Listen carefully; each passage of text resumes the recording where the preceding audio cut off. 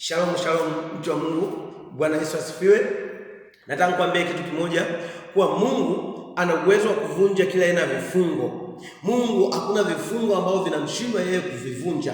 Mungu hakuna kufuli ama roki aina yoyote umefungiwa Mungu akashindwa kuivunja. Nataka kukuambia kitu kimoja. Biblia inatuambia kuwa habari za Paulo na Sila. Paulo na Sila walifungiwa gerezani, mikono yao ilifungwa, miguu yao ilifungwa, wakafungiwa na mlango. Biblia inatuambia kuwa mara Paulo na Sila walipoanza kuomba Mungu, walipoanza kumsifu Mungu, ghafla gereza likatikisika, milango ikafunguka, miguu ikafunguliwa, mikono ikafunguliwa, komeo zote zikaachia. Hakuna kifungo ambacho Mungu kinamshinda. Sikiza nikwambie mtu wa Mungu, kama Paulo na Sila waliweza kufunguliwa vifungo vyao, kama Paulo na Sila kila koleo lao, kila noki zao zote ziliweza kufunguliwa, leo Mungu anashindwaje kufungua milango ya familia yako? Leo Mungu anashindwaje kufungua vifungo vya maisha yako? Leo Mungu anashindwaje kufungua vifungo vya familia yako? Leo Mungu anashindwaje kufungua vifungo vya ndoa yako?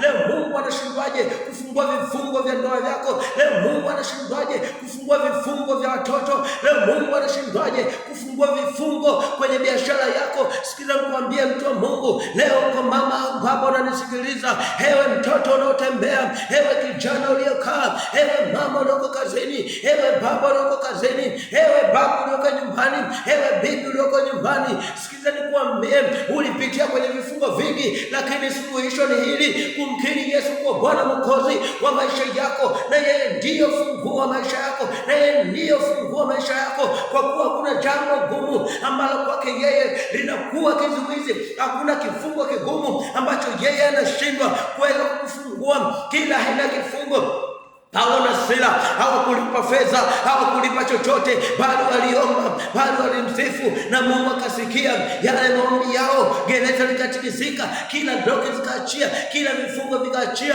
Na leo nataka nikutamkie, Mungu anaenda kufungua maisha yako. Mungu anaenda kufungua vifungo vya familia yako. Mungu anaenda kufungua vifungo vya maisha, na Mungu anaenda kufungua vifungo vya ndoa yako. Wewe uliokuwa umefungwa kifungo cha kutokupata mtoto, wewe uliokuwa umefungwa kibiashara yako, wewe ulikuwa umefungwa kwenye mahusiano yako, wewe ulikuwa umefungwa baraka za watoto, nataka nikwambie mtu wa Mungu, madamu umetega sikio, madamu umekaa muda huu, unaweza kusikiliza mahubiri haya, na Mungu anaenda kufanya jambo pale pale pao. Mungu anasema kwamba au anafanya njia pale pasipokuwa na njia. Leo ulipokata tamaa, na Mungu anaenda kukuinua, anaenda kufungua leo, anaenda kuvunja leo hivyo vifungo vilivyofungwa. Mungu anaenda kuinua. Mungu wetu ni wa jana, Mungu wetu ni wa leo, Mungu wetu hachoki wala Mungu wetu hasinzii, bali kila ambalo Mungu anakusikia, ule muda unaotega wewe kumshukuru Mungu, na yeye anakuona.